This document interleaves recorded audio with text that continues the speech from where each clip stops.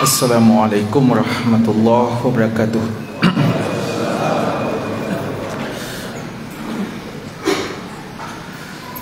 Alhamdulillahi ala ihsanih wa syukru lahu ala taufiqihi wa amtinani.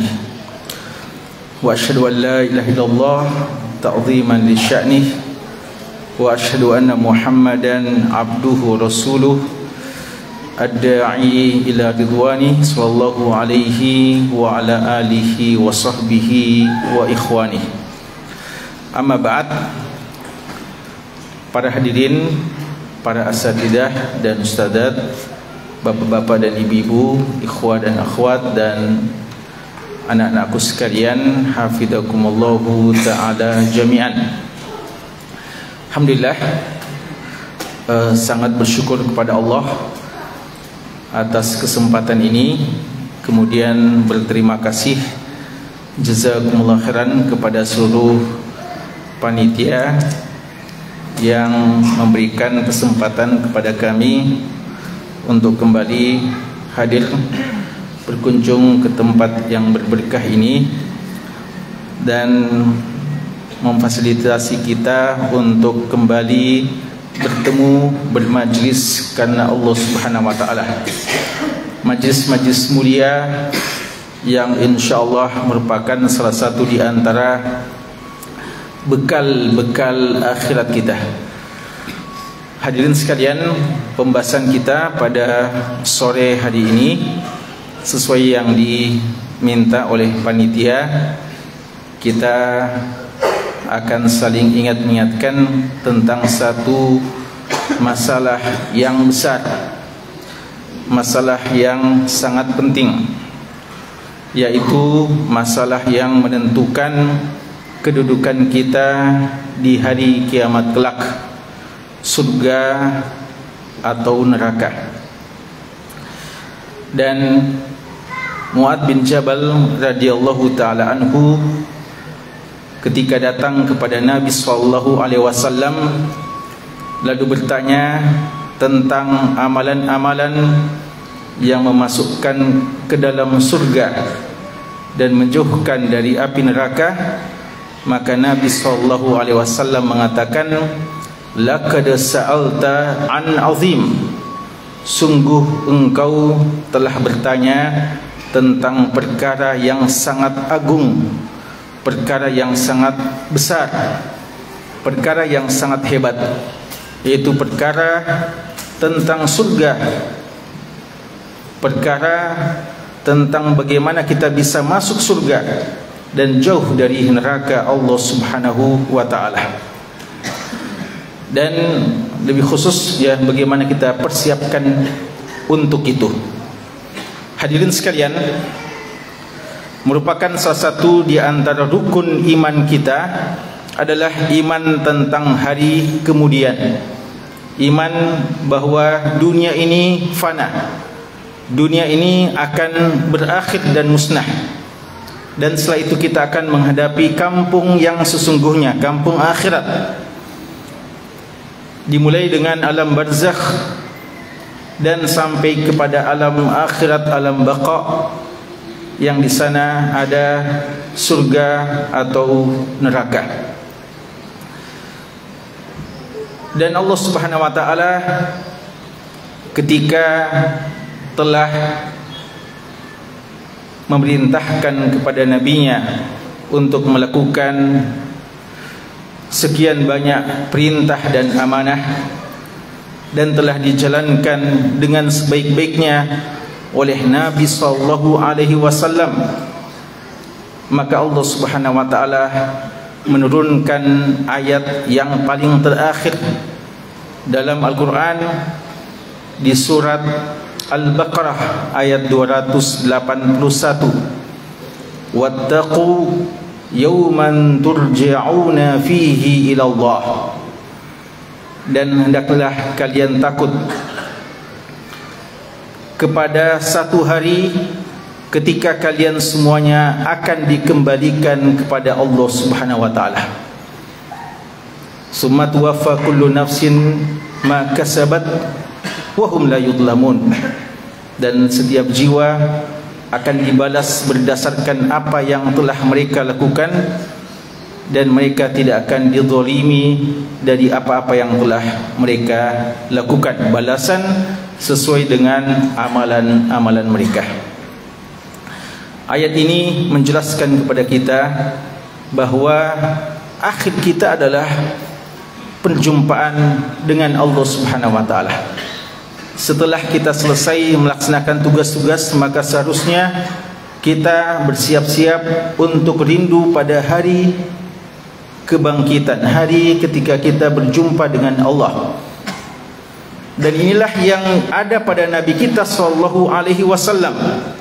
Makanya ketika para sahabat dan istri-istri beliau berkumpul sewaktu beliau sakit, dan semuanya tentu saja masih berharap sakit ini akan disudahi dengan kesembuhan.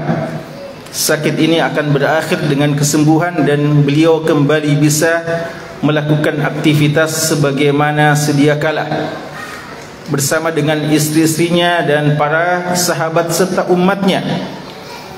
Namun ketika dalam kondisi yang seperti itu, beliau mengatakan kepada Aisyah bahawa beliau telah diberikan pilihan oleh Allah Subhanahu wa taala.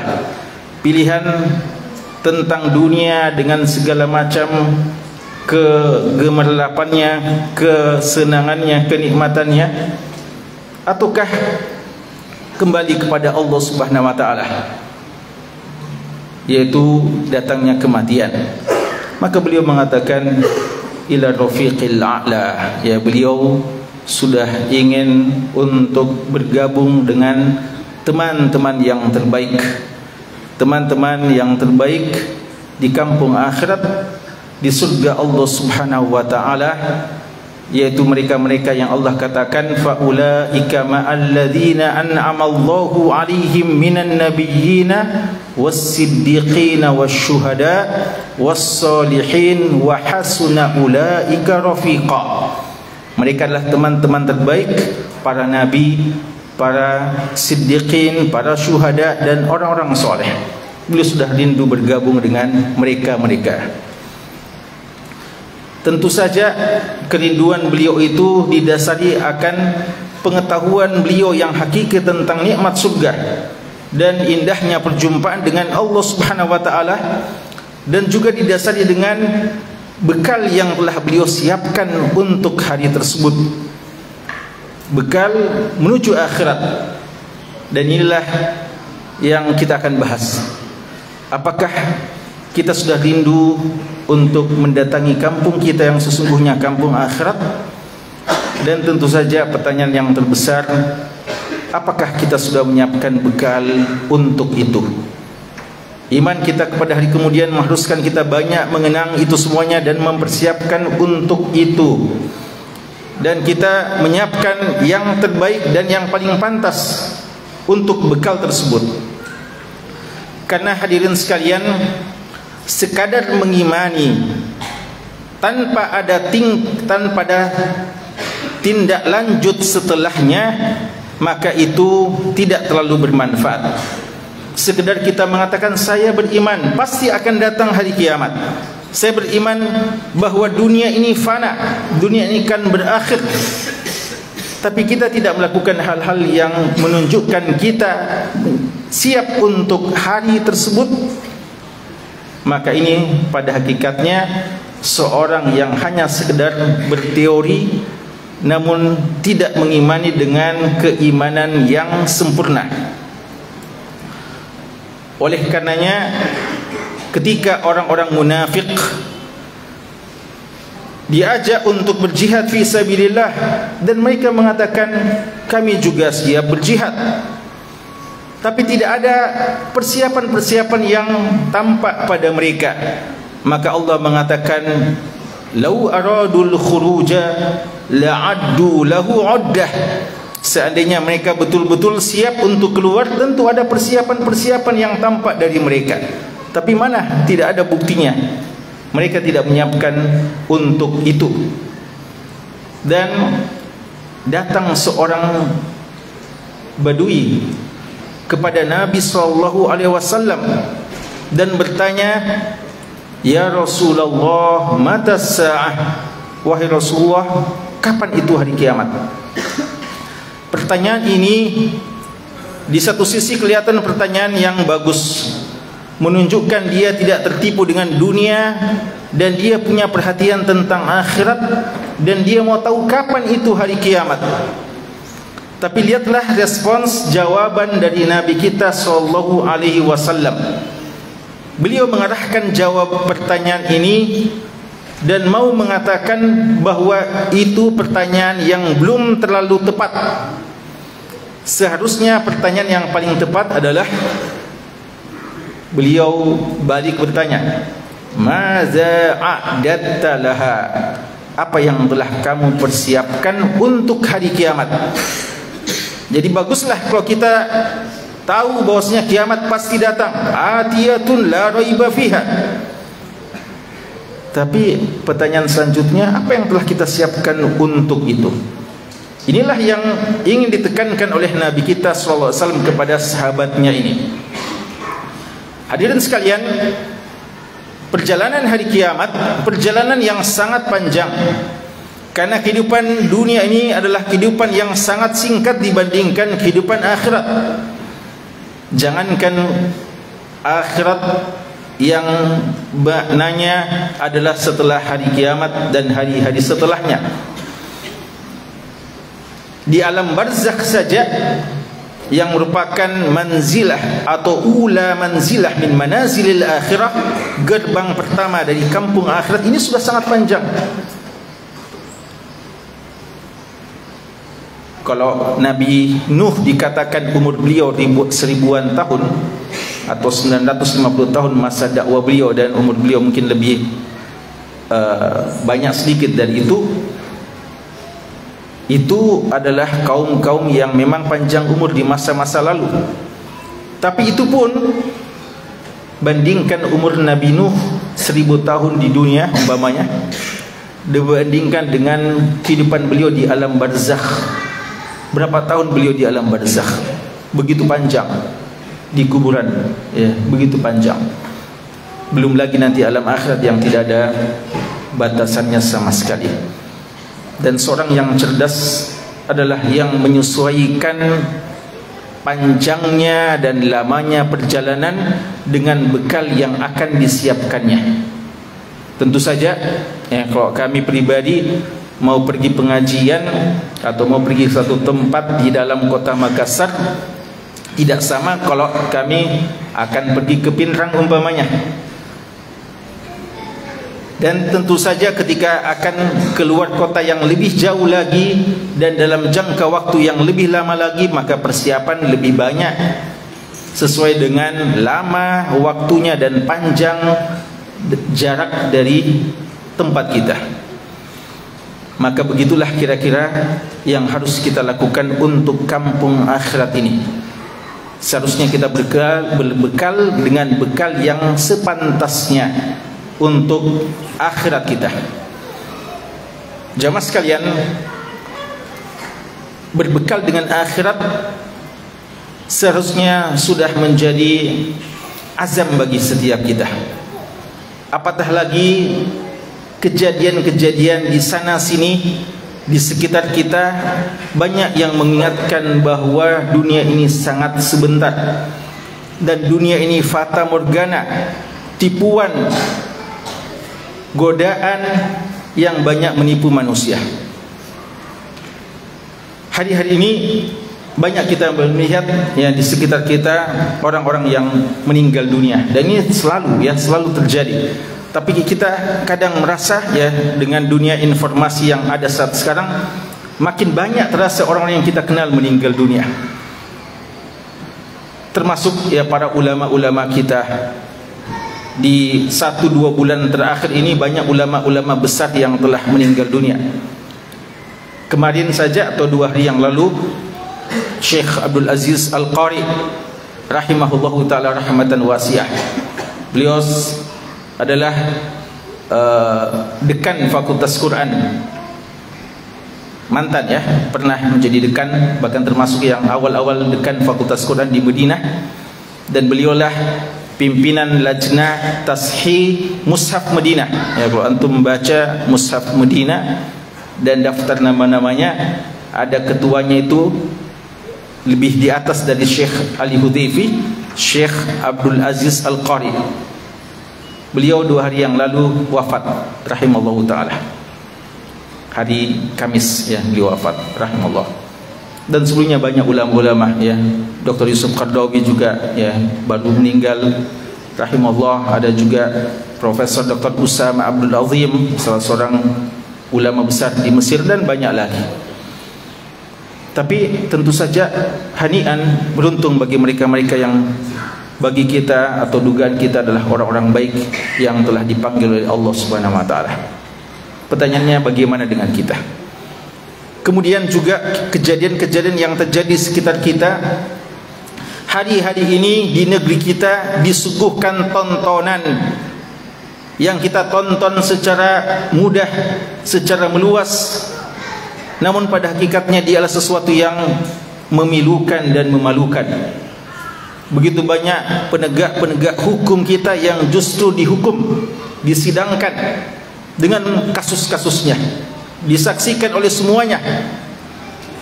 Makar-makar, tipu daya, muslihat yang mereka lakukan, wala yahiqul makru sayyi'u illa bi ahli. Senjata makan tuan ya, ternyata terbongkar semuanya tipu daya mereka, disaksikan. Malu. Yang selama ini begitu tegas menegakkan hukum dan menghukumi orang, ternyata juga dihukum di dunia ini sebelum di akhirat. Ini seharusnya menjadi peringatan bagi kita. Bagaimana rasanya jika pengadilannya pengadilan akhirat yang disaksikan seluruh makhluk, jin dan manusia tanpa kecuali. Baru persidangan dunia saja kita sudah begitu malu ketika kita dihadapkan oleh banyak orang. Maka bagaimana lagi dengan sidang-sidang akhirat? Maka sangat penting dan sangat tepat ketika kita membahas masalah ini, bekal menuju akhirat. Dan jangan ya, ingat, jangan dianggap ini konsumsi untuk orang tua. Ini konsumsi bagi setiap orang yang akan kembali ke sana, dan semua kita akan kembali ke sana. Masalah akhirat, masalah umur, tidak ada yang tahu kapan dan berapa lama umur kita di dunia. Maka ini tetap layak untuk diperhatikan, termasuk pada anak-anak muda kita. Pada anak-anak muda kita, untuk kita juga semuanya siapkan bekal menuju kampung akhirat. Dan Nabi kita SAW telah berkata kepada seorang anak muda di masanya, di zamannya, Abdullah bin Umar radhiyallahu anhuma, kun fid dunya ka'annaka gharibun aw 'abirus sabil. Jadilah kamu di dunia ini bagaikan orang asing saja, atau bahkan bagaikan orang yang mengadakan perjalanan saja. Orang asing itu masih bisa, kalau dia masih mau tinggal, dia masih akan membangun bangunan-bangunan rumah sementara. Adapun abirus sabil, orang yang mengadakan perjalanan, tidak sempat lagi membuat rumah karena dia hanya singgah untuk sebentar. Begitulah Nabi kita SAW menyarankan kepada seorang Abdullah bin Umar, anak muda, bukan orang tua, diingatkan. Maka gimana lagi dengan kita yang sudah berumur, dan semua kita sekali lagi tidak tahu kapan dan berapa banyak umur kita di dunia ini. Apa bekal kita untuk menuju akhirat? Apa bekal kita untuk menuju akhirat? Tadi kita sudah sebutkan seharusnya bekal yang sebanyak-banyaknya. Makanya para sahabat ketika mereka menjelang kematiannya, banyak di antara mereka menangis.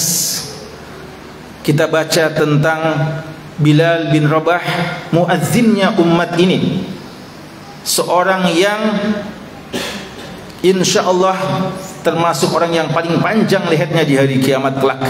Atwalun nasi a'naqan yaumal qiyamah al-muazzinun, dan beliaulah pimpinan para muazzin di hari kiamat. Seorang hamba Allah yang Allah muliakan. Tapi ketika beliau menjelang kematiannya, beliau banyak menangis.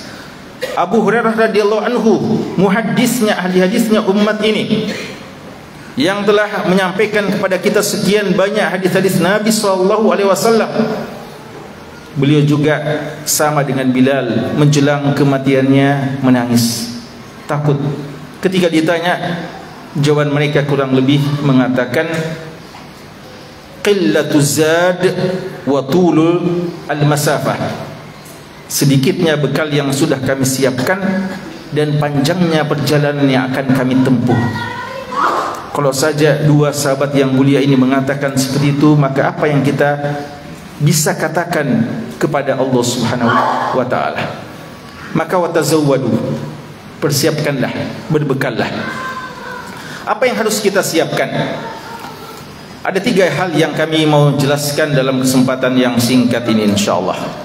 3 dalil saja ya, 3 dalil tentang persiapan yang paling patut kita persiapkan untuk bekal kita menuju akhirat. Yang pertama, firman Allah Subhanahu wa ta'ala, wa tazawwadu fa inna khaira az-zadi at-taqwa, dan berbekallah, sesungguhnya sebaik-baik bekal adalah ketakwaan. Ayat ini jamaah sekalian, kalau kita baca, berada di antara ayat-ayat tentang haji. Dan kita tahu bekal itu dalam konteks haji adalah persiapan finansial, kendaraan yang ada, dan kekuatan fisik. Itu yang dikatakan bekal untuk kita bisa wajib naik haji. Tapi lihatlah, Allah Subhanahu wa ta'ala mau mengingatkan kepada kita bahwa ada bekal yang lebih pantas untuk kita siapkan, yang kadang kita lengah untuk menyiapkannya. Kadang kalau kita mau haji dan mau umrah, kita sudah siapkan berapa pakaian yang akan kita bawa, dan berapa harta uang yang kira-kira cukup selama kita haji, dan bagaimana kendaraan yang terbaik yang kita pilih, travel yang terbaik yang kita pilih, dan seterusnya. Tapi kadang ada hilang satu bekal yang paling penting. Makanya Allah ingatkan, wa tazawwadu, dan berbekallah dengan bekal yang kalian rasa memang kalian butuhkan. Tapi Allah berikan kepada kita informasi penting. Dari seluruh bekal yang kita siapkan, yang telah kita siapkan, ada satu bekal yang tidak boleh hilang dari kita, tidak boleh luput dari kita, yaitu bekal ketakwaan. Inilah bekal yang paling penting. Karena haji tanpa takwa tidak bermanfaat, solat tanpa takwa tidak bermanfaat, dan ibadah-ibadah semuanya itu harus diiringi dengan ketakwaan, dan ibadah juga tujuannya adalah takwa. Haji saja yang 1 bulanan, beberapa hari saja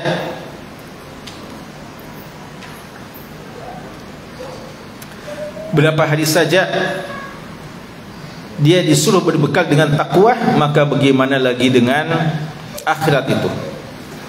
Apa yang dimaksudkan dengan takwa, jamaah sekalian?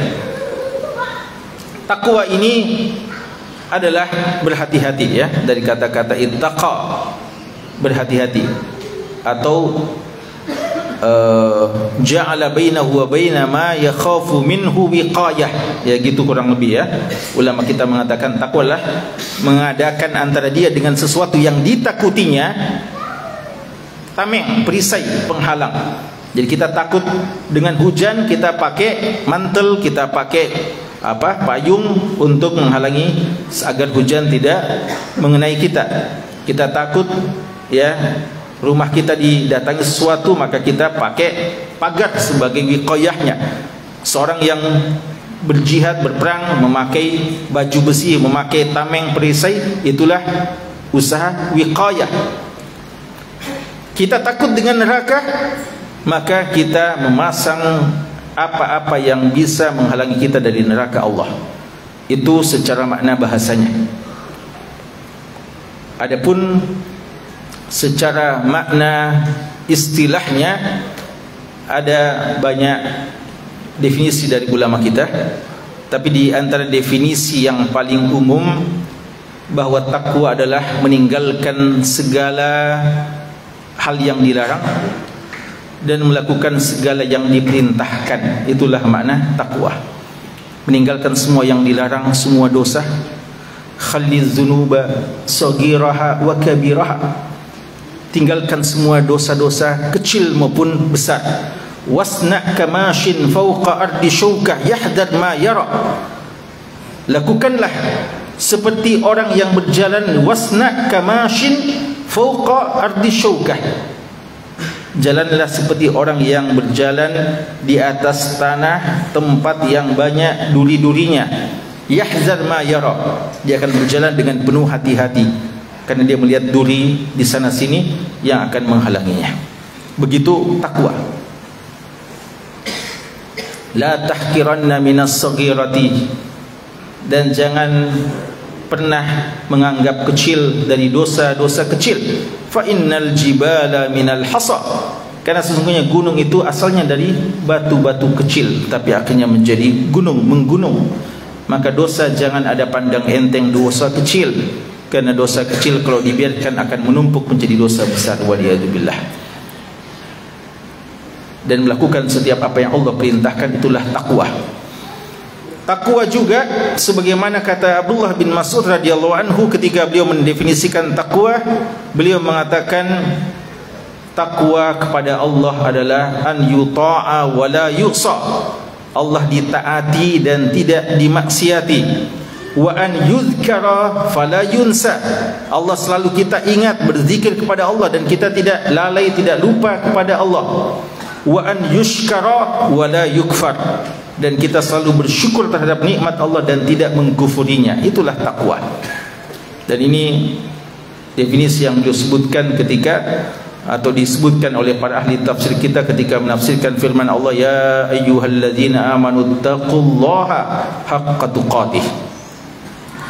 Takwa juga sebagaimana yang dinisbatkan kepada Ali bin Abi Thalib, ya, walaupun ini ada khilaf tentang kesahihannya, bahwa takwa adalah al-khawfu minal jalil, rasa takut kepada Allah, wal amalu bit tanzil, dan mengamalkan Al-Quran dan sunnah apa yang Allah telah turunkan kepada kita, wal qana'atu bil qalil, merasa qanaah, cukup puas dengan apa yang telah Allah berikan walaupun sedikit, wal isti'dadu li yaumir rahil, dan selalu mempersiapkan untuk hari perjalanan, hari kiamat. Dan di antara makna yang baik untuk takwa, definisi yang baik untuk takwa, apa yang diriwayatkan dari Talq bin Habib, salah seorang tabi'in, bahwa takwa adalah an ta'mala bi ta'atillah ala nurin minallah tarju thawaballah, kamu mengamalkan apa yang Allah perintahkan dari ketaatan di atas dasar ilmu, di atas dasar cahaya, bukan sekedar beramal tapi di atas cahaya. Tarju thawaballah, karena kamu mengharapkan pahala dari Allah. Dan sebaliknya, takwa adalah kamu meninggalkan wa anta khafa, dan kamu takut maksiat Allah, maksiat kepada Allah, ala nurin minallah, di atas dasar ilmu, takhafu iqaballah, karena kamu takut hukuman dari Allah Subhanahu wa ta'ala. Semua inilah makna takwa yang harus kita hadirkan, yang harus menjadi pedoman bagi kita dalam mengarungi kehidupan kita di dunia yang fana ini. Takwa, ya, dan seandainya takwa ini kita maknai dengan makna sebenarnya, maka sudah sangat cukup. Makanya tidak mengherankan ketika Allah mengatakan walaqad wassayna alladzina utul kitaba min qablikum wa iyyakum anittaqullah, dan telah kami wasiatkan, kata Allah, kepada orang-orang yang telah kami berikan Alkitab sebelum kalian, dan juga kepada kalian, bertakwalah kepada Allah. Wasiat yang selalu diulang-ulangi adalah wasiat takwa, wasiat takwa dan wasiat takwa. Maka ini jamaah sekalian yang pertama, ya. Yang pertama, bekal kita adalah bekal takwa dengan makna yang luas, makna yang sesungguhnya, bukan sekedar makna-makna yang kita sekedar fahami saja secara ya biasa, lalu kita tidak menyelami maknanya dan tidak berusaha mengamalkan isi kandungannya. Yang kedua, apa bekal yang kita butuhkan untuk hari kemudian? Kita mau lanjutkan hadis yang sempat kita baca tadi. Ketika datang seorang badui kepada Nabi sallallahu alaihi wasallam dan bertanya, "Ya Rasulullah, mata sa'ah?" Wahai Rasulullah, kapan itu hari kiamat? Nabi kita sallallahu alaihi wasallam mengatakan, "Madza a'datta laha?" Apa yang telah kamu siapkan untuk hari kiamat? Orang Badu ini dengan polosnya mengatakan, "Ma'adatu syai'an illa hubballahi wa rasulih." Ya.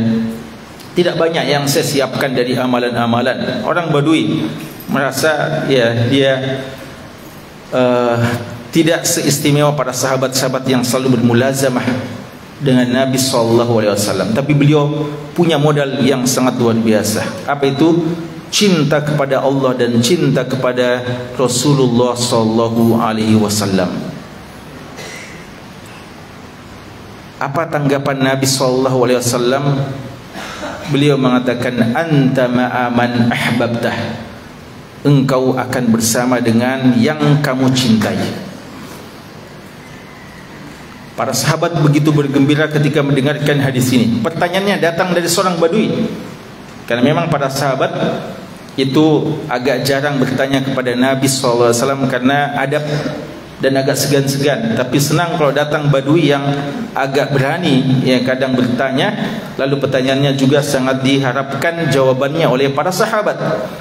Maka Anas bin Malik radhiyallahu anhu yang meriwayatkan hadis ini mengatakan, tidak ada hari yang paling menggembirakan kami dan tidak ada hadis yang paling menggembirakan kami melebihi hadis ini, bahwa al-mar'u ma'aman ahab, seseorang akan bersama dengan siapa yang dicintainya. Kata Anas bin Malik, kami cinta kepada Rasulullah sallallahu alaihi wasallam, kami cinta kepada Abu Bakar, kami cinta kepada Umar, kami cinta kepada mereka itu semuanya, tapi kami belum bisa mengamalkan sebagaimana amalan-amalan yang telah mereka amalkan. Namun mudah-mudahan cinta kami kepada mereka menyampaikan kami kepada surga dan juga bisa menemani mereka itu dalam surga Allah Subhanahu wa taala. Jadi jamaah sekalian, di antara bekal yang paling baik adalah kita mencintai Allah Subhanahu wa taala, mempertebal cinta kita kepada Allah dan mempertebal cinta kita kepada Nabi sallallahu alaihi wasallam dan orang-orang soleh. Karena seseorang akan dibangkitkan dan akan dikumpulkan dengan orang-orang yang dicintainya. Dan iya dan billah, maka ini tanggung jawab kita sebagai orang tua dan tanggung jawab para pemuda kepada teman-temannya. Masih sangat banyak generasi muda, bahkan mungkin ada orang yang sudah tua pun, idola mereka masih saja orang-orang yang jauh dari Allah Subhanahu wa taala. Masih saja mereka menjadikan kecintaan mereka orang-orang yang tidak kenal Allah Subhanahu wa taala, pemaksiat, orang yang berlaku maksiat. Kadang mereka begitu kagum, ngefans dengan mereka, begitu senang mengidolakan mereka dan ingin bersama dengan mereka, diikuti semua model-modelnya. Orang yang seperti ini, apakah dia mau temani di kampung akhirat kelak? Dan kalau kira-kira dia temani, di mana dia temani? Di mana dia temani? Wa yauma ya'addu zalimu ala yadayhi yaqulu ya laitani ittakhadtu ma'ar rasuli sabila ya wailata laitani lam attakhidh fulanan khalila laqad adallani 'ani dzikri ba'da idh ja'ani wa kana syaitanu lil insani khadula. Nanti di hari kiamat ada orang yang akan menggigit jari jemari mereka, bukan jari jemari mereka. Ya Allah katakan wa yauma ya'addu zalim, orang yang zalim, orang yang kafir akan menggigit kedua tangan mereka. Yadaihi, kedua tangan. Ya Allah tidak mengatakan menggigit jari jemari mereka. Padahal orang kalau menyesal itu biasanya ekspresinya, kalau dia menyesal, dia gigit satu jarinya. Tapi Allah katakan dia gigit, dia masukkan ke dalam mulutnya, dia gigit kedua tangannya, untuk menggambarkan begitu besarnya penyesalannya. Apa yang dia sesalkan? Yang pertama, laitani takhadtu ma'ar rasuli sabila. Seandainya saya ikut sunnahnya Rasulullah, jalannya Rasulullah sallallahu alaihi wasallam. Kenapa saya ikuti jalannya selain jalannya Rasulullah sallallahu alaihi wasallam? Kenapa saya tidak cinta kepada sunnah? Kenapa saya tidak ikut sunnah? Masih mengikuti jalan-jalan selain jalannya sunnah Nabi sallallahu alaihi wasallam. Ya laitani ittakhadtu ma'ar rasuli sabila. Penyesalan yang kedua, ya wailata laitani lam attakhidh fulanan khalila. Seandainya saya tidak mengangkat si fulan sebagai teman dekat saya. Laqad adallani anidh dzikri. Dia telah membuat saya sesat dari peringatan, dari zikir kepada Allah. Ba'da ija'ani, padahal saya juga pernah dengarkan peringatan itu, pernah juga dengar tentang pengajian, pernah juga dengar tentang zikir-zikir, dan sempat mungkin ikut. Tapi ada pihak yang lain yang menjadikan saya jauh dari peringatan-peringatan tersebut, dan akhirnya itu yang saya temani, saya jadikan teman dekat. Maka akhirnya dia bersama dengannya di hari kiamat kelak. Laqad adallani an dzikri ba'da ija'ani wa kana asyaitanu lil insani khadula. Masalahnya jemaah sekalian, syaitan itu khadul. Khadul artinya tidak setia, berlepas diri dari orang yang selama ini mengikutinya. Ya, syaitan pertama kali langsung berkhutbah, fala talumuni walumu anfusakum. Jangan celah saya, jangan salahkan saya, salahkan dirimu sendiri. Saya cuma ajak-ajak dan kalian sendiri yang mau ikut. Tidak ada yang bisa memberikan kepada kita bantuan di hari kiamat kecuali orang yang Allah izinkan. Dan di antara orang yang Allah izinkan adalah teman-teman baik kita. Makanya Abdullah bin Mubarak, Hasan al-Basri, dan sebagian salaf mengatakan istaksiru minal asdiqa fid dunya. Perbanyak teman-teman baik di dunia ini. Fa inna lahum syafa'atan yaumal qiyamah. Karena mereka punya hak memberikan syafaat di hari kiamat. Ya. Maka dengan kita teman mereka, mudah-mudahan mungkin saja mereka ketika sudah merasakan nikmatnya surga, mereka merasa masih sepi ketika belum melihat teman-temannya yang dulu dia kenali dengan baik di dunia. Maka dia akan minta syafaat kepada Allah untuk bisa segera digabungkan dengan teman-teman baiknya itu. Tapi kalau teman-teman yang kita temannya teman buruk, waliyadzubillah, maka tidak akan bisa menyelamatkan dirinya, apalagi menyelamatkan kita-kita. Maka jemaah sekalian, bekal yang terbaik untuk akhirat adalah teman-teman soleh. Dan kita mulai dengan cinta kepada pemimpin orang-orang soleh, pemimpin para siddiqin, pemimpin para syuhada. Nabiullah Muhammad SAW, cintailah beliau dengan cinta yang sesungguhnya, pelajari sunnahnya, suka dengar hadisnya dan suka membaca hadisnya, dan banyak bersalawat kepada beliau SAW, dan amalkan sunnah-sunnahnya dalam setiap gerak-gerik kita dan tutur kata kita, dan sebarluaskan sunnahnya. Dan jadilah pejuang-pejuang yang siap membela Nabi SAW dengan jiwa dan hartanya. Dan itu adalah orang-orang yang paling berhak mendapatkan syafaat nanti dari Nabi SAW di hari kiamat kelak. Yang ketiga, bekal ketiga yang kami mau ingatkan, sebuah hadis dari Nabi sallallahu alaihi wasallam yang diriwayatkan oleh Imam Ibnu Majah dari sahabat Abu Hurairah radhiyallahu taala anhu, bahwa Nabi sallallahu alaihi wasallam bersabda, inna mimma yalhaqul mu'min min amalihi wa hasanatihi ba'da mautihi. Sesungguhnya yang akan menyertai seorang mukmin di hari seorang mukmin dari amal-amal kebaikannya setelah dia meninggal dunia ada 7. Dan kita tahu bahwa di kuburan itu, atau yang mengantarkan kita ke kuburan, ada 3. 2 akan pergi dan satu yang tersisa. Dua yang pergi atau dua yang sempat menemani kita, keluarga kita dan harta kita. Tapi setelah kita diproses di kuburan, tidak akan lagi menyertai kita. Yang ada hanyalah amal kebaikan kita. Dan amal kebaikan kita ini ada dua. Ada amal kebaikan yang kita akan dapatkan pahalanya karena kita sudah amalkan satu kali dan sudah mendapatkan pahalanya. Dan ada amalan yang mungkin kita lakukan cuma satu kali, tapi ternyata amalan itu terus berinvestasi, terus ada investasinya, terus berkembang, terus kita dapatkan pahalanya. Dan ini satu fikih amal soleh yang perlu menjadi prioritas kita. Apatah lagi kita umat Nabi SAW, umur kita cuma kisaran 60 dan 70 tahun saja.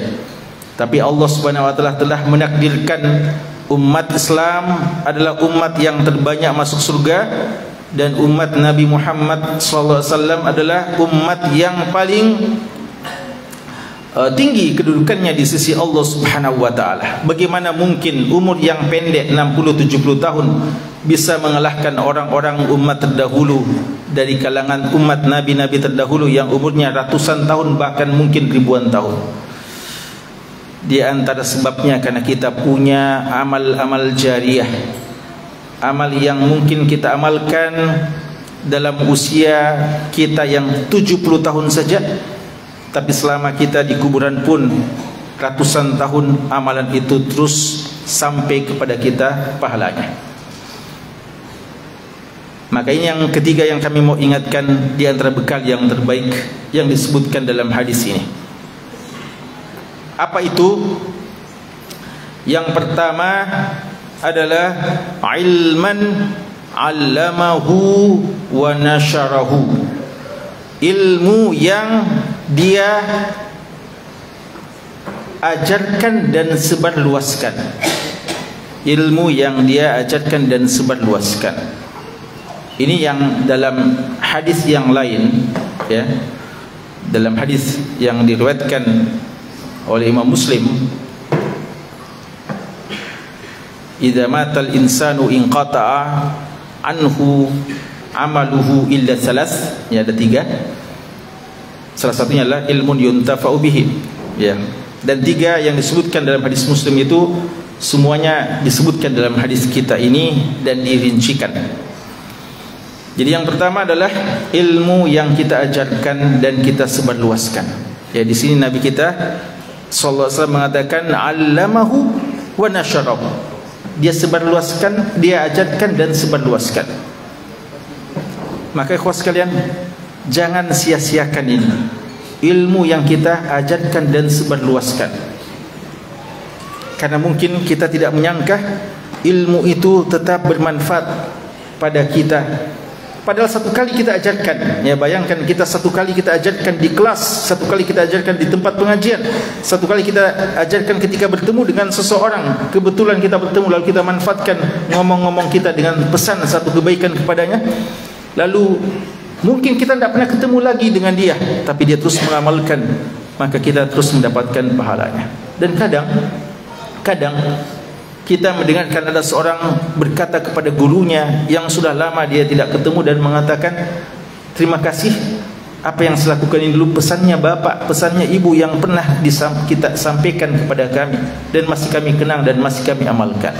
Subhanallah, ya, kita kadang sudah lupa, tapi dia ternyata masih bermanfaat. Dan ini adalah investasi akhirat yang luar biasa. Maka ini bekal yang jangan disia-siakan. Walaupun ilmu kita mungkin tidak banyak, tapi kalau bermanfaat yang kita berikan, maka itu sudah menjadi bekal yang sangat baik. Bukankah Nabi kita sallallahu alaihi wasallam telah mengatakan, "Ballighu anni walau ayah." Satu ayat yang kita sudah tahu, sampaikan saja. Itu ya gimana lagi kalau bisa kita sampaikan lebih darinya. Au nasyarahu, yang kita sebarluaskan. Kita istilahnya sekarang di share, ya. Kita mungkin yang bukan sumber ilmu, tapi kita, oh ini bagus ini postingannya, Masya Allah, kita share. Dan orang akan berubah dengan satu postingan kita yang kita, bukan kita yang bikin, tapi kita ikut sebarluaskan. Maka dia akan menjadi bekal untuk kita. Ilman allamahu wa nasyarahu.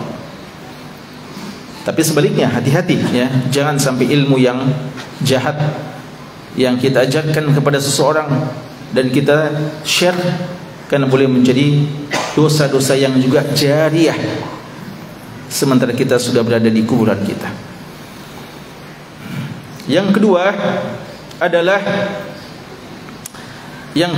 adalah waladan salihah tarakahu, anak-anak soleh yang ditinggalkannya. Maka jemaah sekalian, di antara bekal akhirat kita adalah anak-anak soleh kita. Kita memiliki keturunan-keturunan yang soleh. Ini bekal-bekal yang sangat berharga. Anak kadang menjadi kebanggaan duniawi saja kalau tidak dididik dengan sebaik-baiknya, tapi dia akan menjadi kebanggaan kebahagiaan akhirat kelak kalau dia adalah anak-anak yang soleh. Dan Nabi kita sallallahu alaihi wasallam akan berbangga-bangga dengan jumlah kita yang banyak. Makanya beliau menganjurkan juga untuk memiliki keturunan yang banyak, dengan catatan sekali lagi banyak, lalu soleh-soleh, anak-anak soleh. Ini akan menjadi bekal kita. Dalam hadis Adabul Mufrad, ada seorang orang tua kelak di hari kiamat bertanya, ya Rabb, kenapa saya mendapatkan kedudukan yang seperti ini? Rasanya amalan saya tidak sampai seperti ini. Lalu dikatakan bistighfari waladika lak ba'da mautik, disebabkan istighfarnya anakmu setelah kamu meninggal dunia, dia selalu beristighfar untukmu. Maka itu menjadikan dia diampuni dosa-dosanya oleh Allah dan diangkat derajatnya oleh Allah Subhanahu wa taala. Anak soleh, anak keturunan kita. Maka di antara hal yang paling penting kita lakukan adalah bagaimana kita memaksimalkan mungkin tarbiyah kita untuk anak-anak kita, agar mereka menjadi anak-anak yang berbakti, yang selalu berbuat kebaikan setelah kita meninggal dunia dan selalu mendoakan kita. Atau sebagian ulama kita mengatakan anak ini boleh jadi bukan anak biologis kita, tapi anak ideologis kita. Mungkin Allah menakdirkan kita tidak punya keturunan, Allah menakdirkan kita belum sempat nikah, tapi kita punya anak-anak didik kita. Banyak sekali ulama, bukan banyak sekali ya, ada berapa ulama kita ya. Karena kalau bilang banyak sekali nanti orang berarti banyak ya. Banyak ulama yang tidak nikah, lebih banyak yang nikah ya. Tapi ada sebagian ulama kita yang meninggal dunia belum punya anak, bahkan belum nikah, tapi begitu banyak anak-anak ideologis mereka yang mempelajari buku-buku mereka dan mengamalkan buku-buku mereka. Imam Nawawi rahimahullah ta'ala tidak ada anaknya, tidak sempat nikah, tapi berapa kira-kira anak ideologisnya? Berapa yang ikut dan membaca Riyadhus Shalihin sejak beliau tulis? Beliau wafat tahun 676 Hijriah. Kita sekarang sudah 1444 Hijriah. 800 tahun beliau sudah meninggal dunia. Sejak beliau meninggal dunia, bahkan di masanya saja buku beliau sudah sangat berharga. Berapa banyak orang yang mempelajari Al-Arba'in Nawawiyah? Berapa banyak orang yang membaca At-Tibyan, Al-Azkar, Al-Majmu', Raudatul Talibin, dan sekian banyak buku-buku beliau rahimahullah ta'ala. Itulah anak-anak ideologis beliau yang setiap baca akan mengatakan qala al-Imam Nawawi rahimahullahu ta'ala rahmatan wasi'ah wa ghafara lahu askanahu al-firdausal a'la minal jannah, dan seterusnya. Maka ini di antara bekal kita, anak yang soleh. Mulai tentu saja dengan anak-anak biologis kita, lalu juga jangan lupakan orang-orang yang mau mendengarkan ilmu kita dan siap untuk kita ajari kebaikan walaupun mungkin sederhana ya. Maka bahagia, sangat bahagia siapa saja yang pernah mengajari seseorang surat Al-Fatihah, yang dengan ajarannya surat Al-Fatihah anak itu terus setiap solat sampai dia meninggal dunia, orang yang pertama kali mengajarinya Al-Fatihah dengan baik akan mendapatkan pahala besar sekali pahalanya, ya. Yang ketiga, mushafan warathahu, wa mushafan warathahu, dan mushaf yang dia wariskan, mushaf yang dia wariskan. Ini juga di antara bekal akhirat kita, mushaf yang kita wariskan. Kita punya mushaf, kita wariskan kepada anak kita. Kita sudah rajin membacanya dahulu, lalu setelah kita mau meninggal dunia, kita wariskan kepada anak kita juga untuk dibaca. Atau kita wakafkan di masjid, menjadi wakaf masjid, dibaca oleh banyak orang. Maka ini di antara investasi akhirat yang sangat luar biasa, ya. Dia merupakan amalan-amalan dan bekal-bekal akhirat kita. Yang keempat, au masjidan banahu, atau masjid yang dibangunnya. Masjid yang dibangunnya, kita ikut dalam pembangunan masjid, dalam pendanaannya, dalam ikut kerja membangun masjid itu. Apakah yang dimaksudkan orang yang mendanai masjid itu A sampai Z-nya dia sendirian membangun? Ataukah bisa juga kita yang mungkin cuma bisa memberikan 50.000, 100.000 atau 1 juta saja? Ya kan, tidak ada masjid yang bisa dibangun dengan 1 juta saja. Apakah kalau kita cuma berikan 1 juta kita sudah bisa masuk dari orang-orang yang membangun masjid? Maka jawabannya insyaallah, karena Nabi kita sallallahu alaihi wasallam bersabda, man bana masjidan lillah walau kamifhasati qutatin banallahu lahu baitan fil jannah. Siapa yang membangun masjid karena Allah, rumah Allah karena Allah dia bangun, walaupun sebesar sangkar burung, maka Allah akan membangunkan baginya rumah di surga. Bisa kita solat di masjid sangkar burung? Ya, tidak bisa, ya. Tapi ini lil mubalaghah, untuk menunjukkan bahwa bagaimanapun kecilnya masjid, yang penting sudah ada upaya kita untuk membangun masjid, maka insyaallah kita akan mendapatkan pahalanya, akan terus mengalir, dan mudah-mudahan kita termasuk orang yang akan dibangunkan bagi kita istana di surga. Yang berikutnya, au baitan libnis sabili banahu, atau rumah yang dia peruntukkan untuk ibnu sabil, dia bangun untuk ibnu sabil. Ini wakaf rumah untuk digunakan siapa yang tidak punya penginapan di kota tertentu. Dan ini salah satu bentuk wakaf yang banyak dilakukan oleh para sahabat Nabi SAW, dan jarang kita lakukan, ya, atau jarang dilakukan oleh orang di zaman ini, ya. Yang bagus, alhamdulillah, kita sudah syukur kalau ada, ya, di antara para donatur atau orang-orang yang baik membuat kos-kos, ya, rumah-rumah kos yang dia peruntukkan untuk pelajar-pelajar, untuk tahfidz dan sebagainya, dengan harga-harga yang mungkin terjangkau, ya, dengan syarat-syaratnya. Ini sudah lumayan. Tapi kalau harta wakaf betul-betul wakaf, ya, tidak mengambil sedikit pun keuntungan dari situ, ini yang perlu dilakukan, ya, karena biasa ada orang datang suatu tempat tidak memiliki rumah penginapan. Ini sesuatu yang dikatakan oleh Nabi kita sallallahu alaihi wasallam, au baitan libnis sabili banahu. Yang berikutnya, au nahron ajrahu, atau sungai yang dia aliri, mengairi sungai untuk bisa dimanfaatkan oleh orang banyak. Jadi ini juga ya termasuk sedekah yang sangat mulia, pengairan atau air yang bisa dimanfaatkan untuk minum, bersih-bersih dan yang lainnya.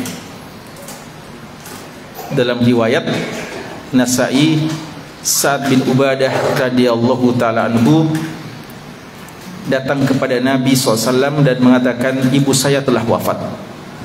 Afa atasaddaqu anha, bolehkah saya bersedekah atas nama ibuku?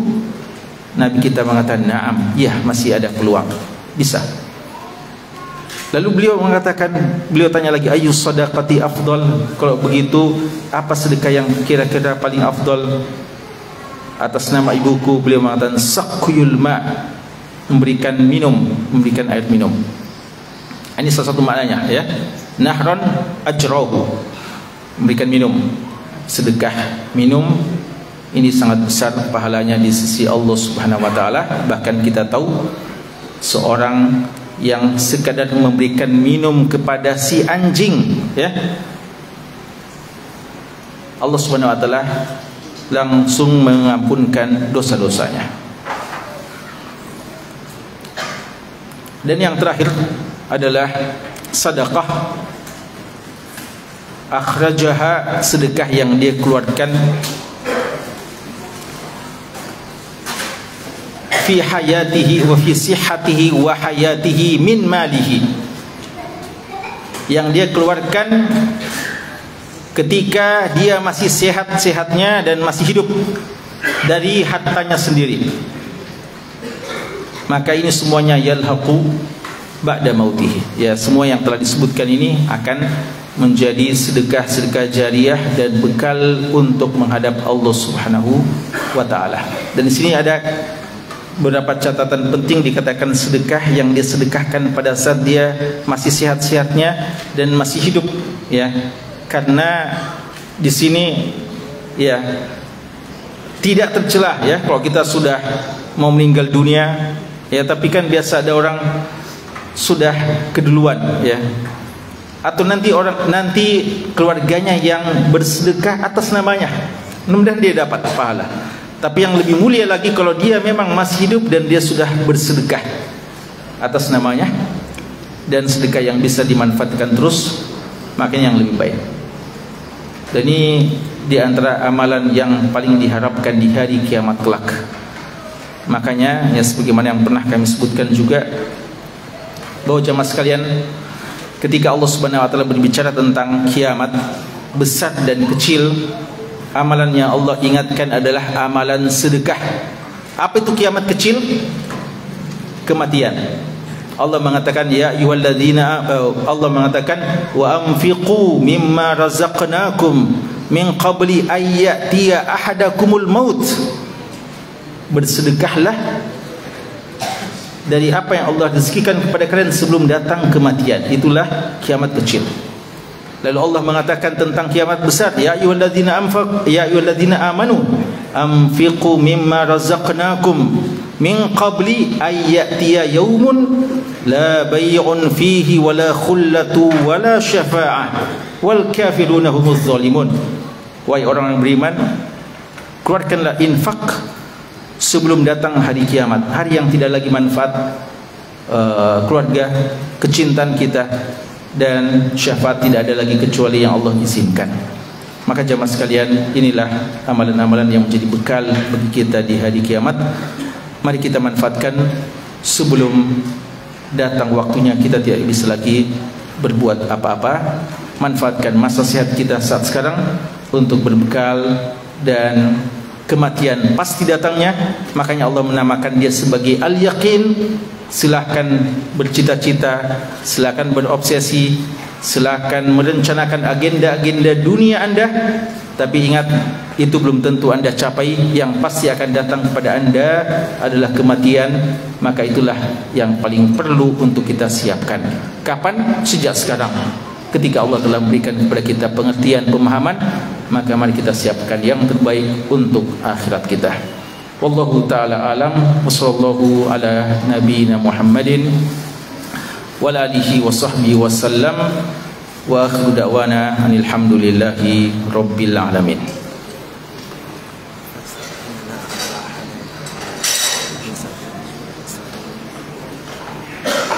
Syukran.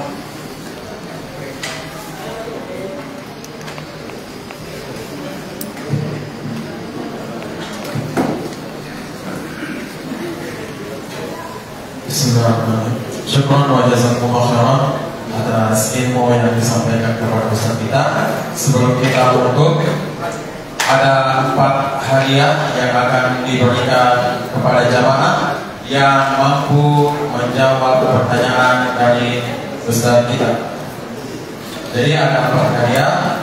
Silakan bersiap-siap menjawab. Yang dapat menjawab pertanyaannya akan diberikan hadiah.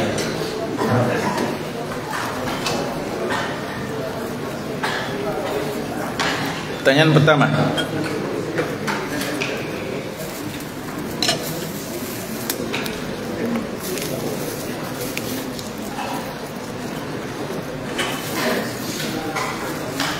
Pertanyaan pertama.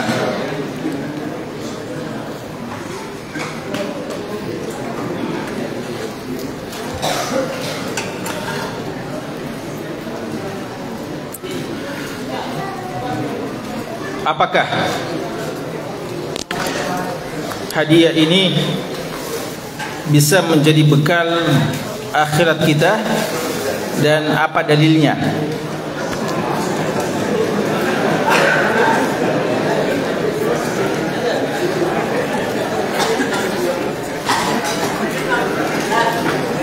Ya, silakan yang ditunjuk.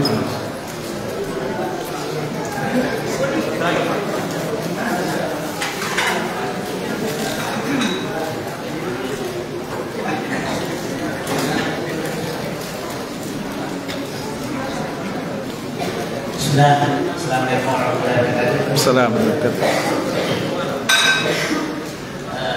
Pertanyaan Ustaz, apakah Ustaz itu bisa menjadi muhajir Ustaz? Dalilnya yaitu tadi saya sampaikan bahwasanya dalam lisan dikata amanu illa bisalasi. Alif yang pertama, alimmu yustafa'ul nas, yaitu ilmu yang bermanfaat bagi manusia. Yang kedua, ausadah jariah, sedekah jariah, punya sedekah yang pahalanya terus mengalir, seperti kita menyumbangkan usaha kepada orang. Yang ketiga, awalan salih, yang kedua, dan anak-anak yang sangat biasa menuai Ustaz. Ya, Masya Allah. Tapi ada sebenarnya dalil yang lebih tepat. Iya. Tapi bisa dikasih dulu deh. Gimana, Ustaz Rahmat Syakir? Bisa? Iya. Hah? Ya. Ada dalil yang lebih tepat lagi?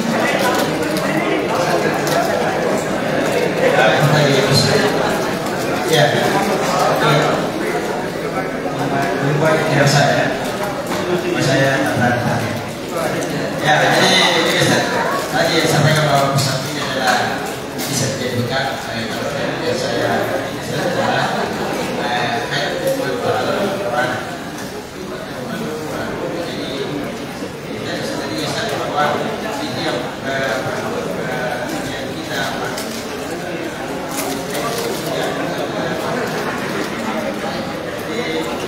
Kenapa tambah kecil suaranya?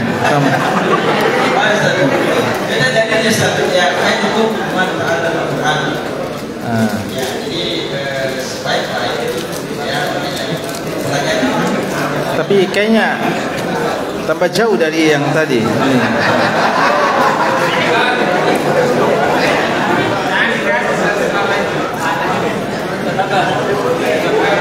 Iya.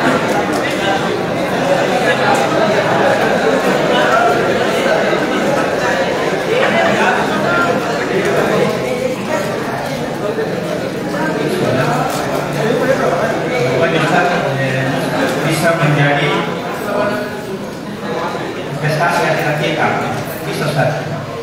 Bagaimana tadi sabda Rasulullah SAW, 7 amalan yang punya amalan untuk akhirat kita, dan salah satunya itu mushafan warasahu.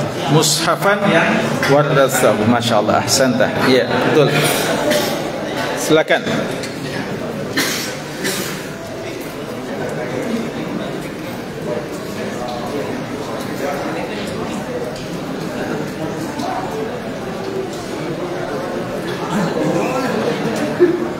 Masih ada?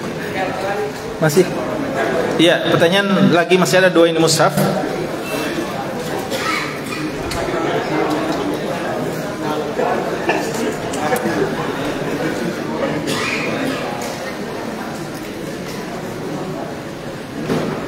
Siapa sahabat Nabi SAW yang pernah bertanya tentang apa amalan yang memasukkan ke dalam surga dan menjauhkan dari neraka? Lalu Nabi kita sallallahu alaihi wasallam mengatakan, laqad sa'alta an azim. Subhanallah.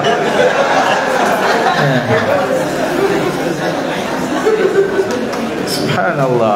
Nah, Ustaz Syahrin, gimana? Tidak, kayaknya tidak. Oh iya. Bismillah, sebelum dijawab pertanyaannya, dimohon kepada jamaah untuk tidak meninggalkan tempatnya. Kita membuka kegiatan ini bersama dan kita menutupnya bersama juga.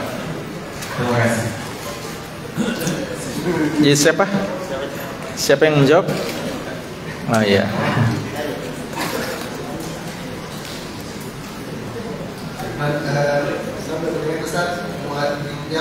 Muad bin Jabal. Masya Allah, ahsan. Ya, fadal.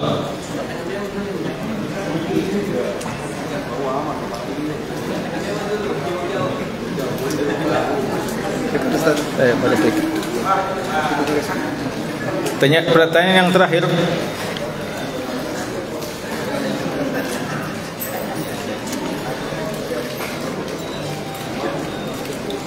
Hadis yang terakhir kita sebutkan tentang 7 amalan itu, siapa yang riwayatkan dari penulis Ashabul Kutubis Sittah? Masya Allah. Ibnu Majah. Ahsanta. Ya, betul. Ya. Ya. Kenapa?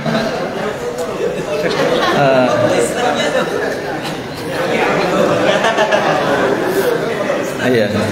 Ana tahu. Ana cuma kenal Ustaz Syahrir, Ustaz Tasdik apa semua yang lainnya. Iya. Baik, barakallahu fikum jami'an. Alhamdulillah, kita sudah di penghujung kegiatan kita pada hari ini, dan kita meminta waktunya kepada para jamaah sekalian untuk sejenak mendengarkan sedikit beberapa penyampaian dari panitia Mukernas.